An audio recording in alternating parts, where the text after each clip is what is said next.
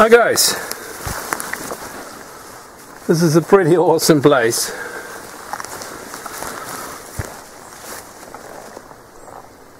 A lot of evidence of glacial periods.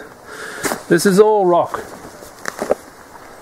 and it's all pretty flat here, and it's kind of arranged in steps. You have like these ridges, like on that side. Oh, you have them all the way down. But this is a really long, certainly a kilometer or two, all the way from there to there. Nothing but stone.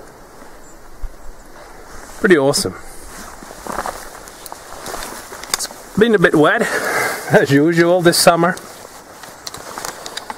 And just walking about, trying to do a bit of trekking. And actually I want to address a tag that I got from James.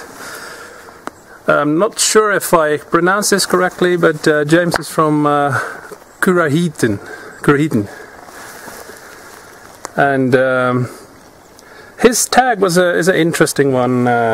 He wanted to hear from me and a few others, and I guess from a lot of people, the connection that you get with nature, the spiritual side of being out in nature. I think the tag was called Spiritual Connection. So we'll talk about it later, because that is something that is, I'm very interested in. And I will explain later what my take and my view on that is. First I will go wander around a bit here. It's so awesome. Trying to find a nice place where I can set up a tarp, have a bit of brew. So see you there, guys.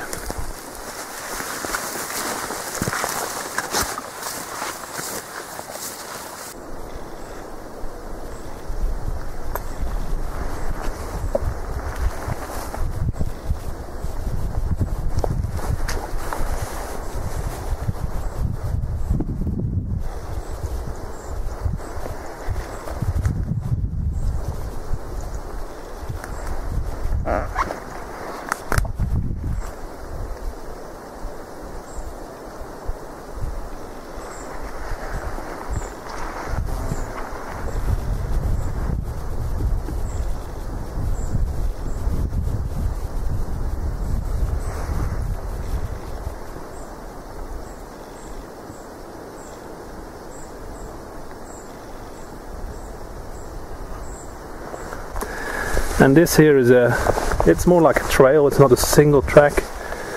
You see a lot of steps out here in the moss. It's really hard to see on the camera, I've told you that earlier, but you have to trust me on that one. There's a lot of steps out here. And when you follow these trails, especially if they're animal trails, moose trails, where more than one has been going, or one has been walking there many times, they usually lead to very interesting places. Here you very clearly see the trail going, and it ends up here.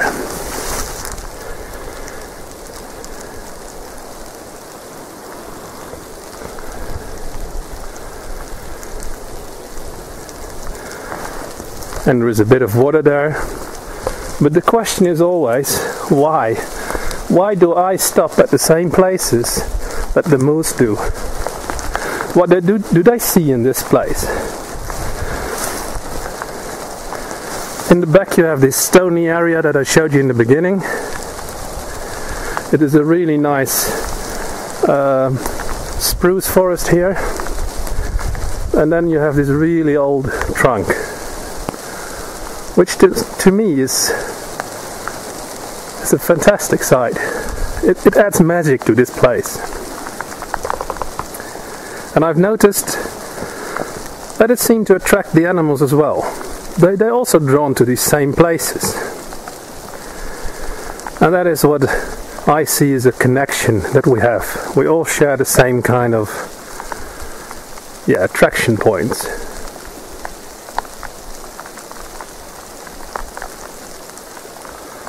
And that has been revealed to me mostly following the tracks and the trails. Where do they lead? where do they go? It's not all food and drink. Animals go to places they like, where they feel good. And quite often this is such a place. We might even feel that it's a bit spooky, but if it's too spooky you won't find the trails there.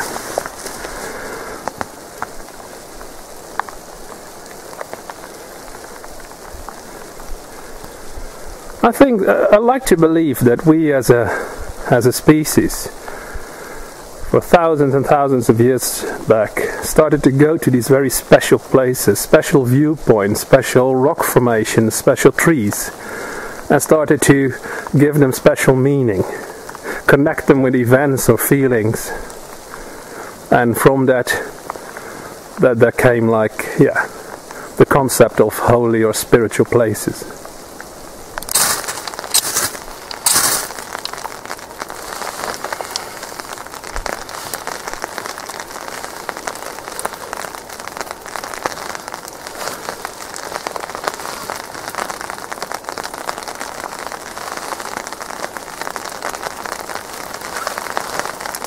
It's looking quite promising.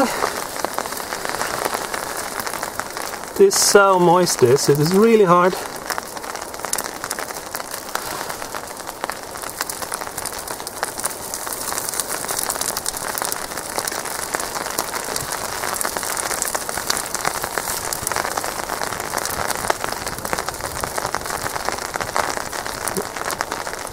It's really easy to smother this kind of fire again, so you need to be really careful.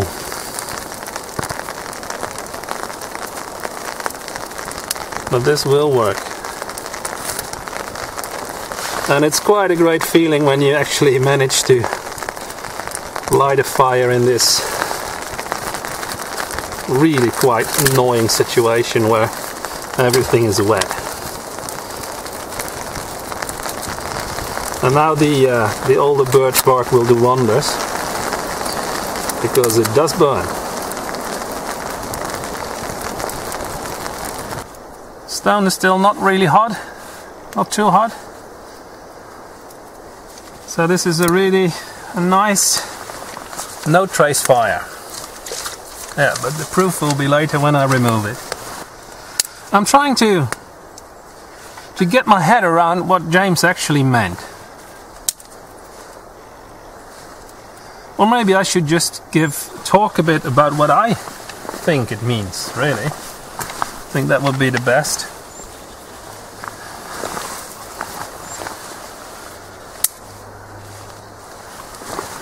Quite often you're out in nature and the view is such that you would describe that as a religious event.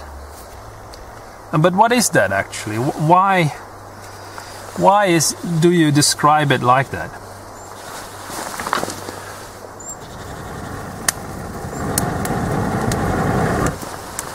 Well, a lot of that is of course connected to your cultural background. If you've seen a lot of pictures in Bible histories and whatever not with a certain kind of romantic backdrop and nature and whatever, then you will associate that. Sorry for being a bit realistic there. But I think that there is more to it than that, and I already demonstrated that. I talked about it with the tree there. It seems so that even animals seem to be drawn to certain views, certain places. Maybe not exactly for the same things that I am there, but quite often you see that there is a lot of animal activity in the same places that I find really inspiring. In my view, you cannot claim to be a bushman without this spiritual connection that James is meaning here. Because you can learn all the skills, all the survival skills, all the skills that you have to even create yourself a long-term existence into the wild. And it doesn't really matter what kind of environment it is. If this is the boreal forest, or if it's a desert or a jungle, it doesn't really matter. But without a certain view of the world, without a certain respect and, well, yeah, connectedness with this environment, you will not be able to live there and feel whole as a human being. It was not so that I said, nature awareness, that's cool, I'm going to look into that. It was tracking that kind of brought me into that direction. And again, a little story about that is that I can see tracks. Well, and everybody can see tracks. You see the physical evidence of somebody or something, an animal or whatever, being there. But what is it that you see? Well, if you look at the beach and you see footsteps into the wet sand, this is the most obvious thing. You see the actual steps, you can see what kind of animal it is. If you're good in pressure releases and so on, you can even see the way the animal or the human is walking. Was he accelerating, turning? Was he standing still? All this stuff you can deduce. And that's physical evidence. And you apply certain rules to certain environments, and yeah. A lot of people will say, okay, that's tracking. When you look at this kind of environment, you see there's green bushes everywhere. You see all the lignon and the bilberries, and it's pretty hard to see steps in there. Still, if an animal goes here 10 times, you have a trail. But if he goes there 3, 4, 5 times, you have a very faint trail. And those I didn't see in the beginning. It took me years to start seeing these things. But then I tried to re-engineer what I was seeing. What is it that I'm seeing in these trails? Because I show you this on camera, and they are not so obvious that you can see them on the camera. When I'm with students, they actually see what I mean. And I tell them that I, maybe a bit contrary to a lot of other people out there, well, what they say that a track is a disturbance.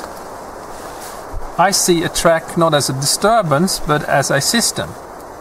It is actually a system of structures that are connected to each other.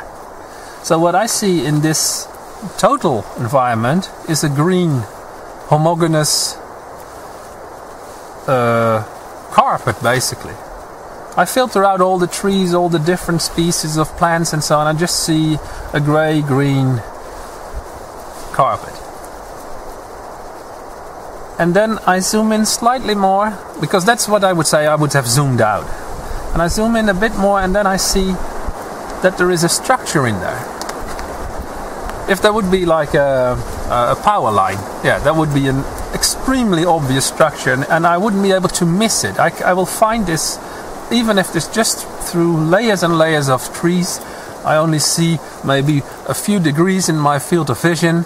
This power line would immediately hop out of this. And I can't really explain it how I do this, but it is something that I do in peripheral vision mode, and I see that is system. And I see the system, hey, power line. But it's the same with the animal tracks. It is a connected series of structures that have an internal relationship. Again, that is physical, it's physical evidence.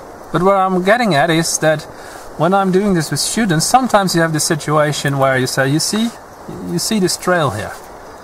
And they say, what are you talking about? I don't see anything. And then when I step out of myself for a moment and actually objectively look at this situation, I have to concede and say, yeah, you're right, there is nothing here. But there is something here. And there is something as well. What is it that I was seeing? What is it that I was seeing connecting these things? Well, there is where nature awareness comes in. I'm doing stuff I can't explain. It's the same with navigation. There is a mode of navigation that I try to get at slightly in the series bush navigation. But some aspects of that are really not explainable. I don't know why I just say, okay, we're going wrong here, we turn we have to go a bit more to the east, and that will get us exactly to the place that we need to be. It's really unexplainable situation. But it is all in this connection that we have with the natural world, and nature awareness is not something that you can teach. You can only help people develop it more, rediscover it, rekindle it, and create an interest in that. This is nothing to do with religion or something like that. You can say it has something to do with spirituality, but even that, I think, is something that is very personal for somebody to give it that name.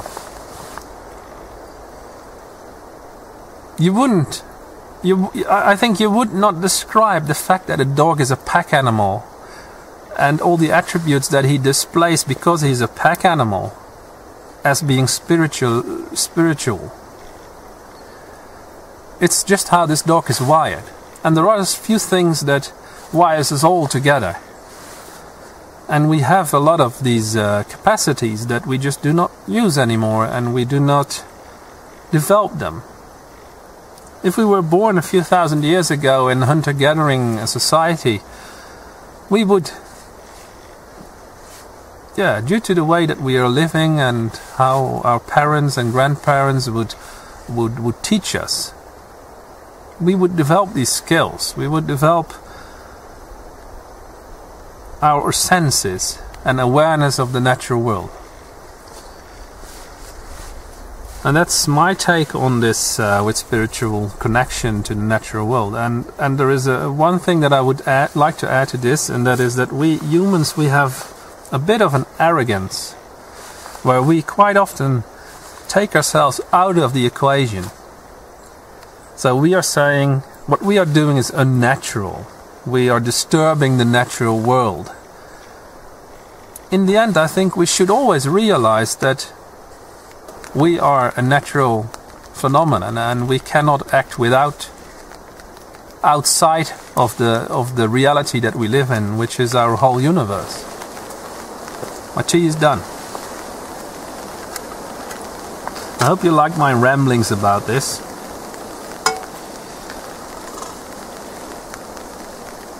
Actually, I'm not going to pass on this tag. What I'm going to do is, if you feel that you'll want to say something about this, or describe your own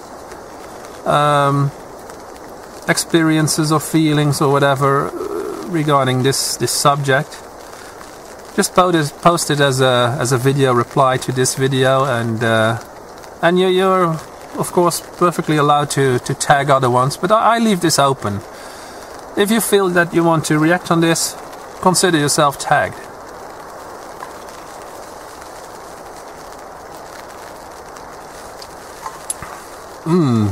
Oh, spruce tea is not bad either. Actually pretty good, this one. Yeah.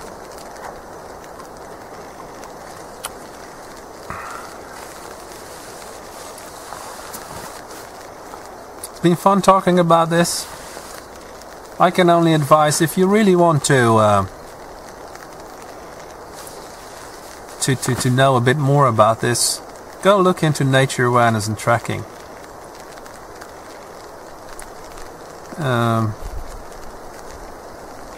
That will give you a whole new set of skills in your life. Still a bit of fire in this. I'll actually douse this. You have to be really careful when you do that, because this stone can be very hot, but it isn't so hot now. But when it cracks, it can actually hurt your eyes. You can get splinters into your eyes. You have to be really careful with that. So.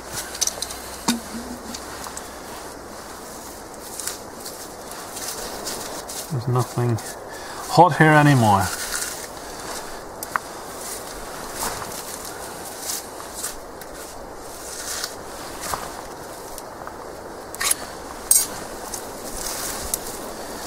And you see, this is just a bit of ash. And it's just a bit flat from the stone, but there's no trace whatsoever here on this spot.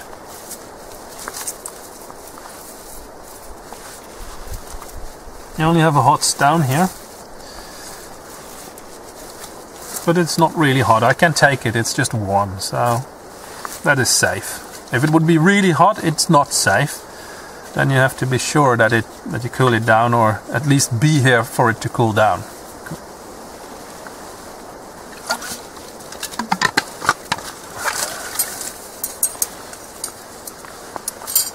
Well, I'm going to pack up. It's been a great pleasure talking to you about this, which is, like James said, something you don't hear so much out here on YouTube. We are very much oriented on all the fascinating skills, and it's not really that spectacular to talk about stuff like nature awareness and the spirituality behind your experience of the wild.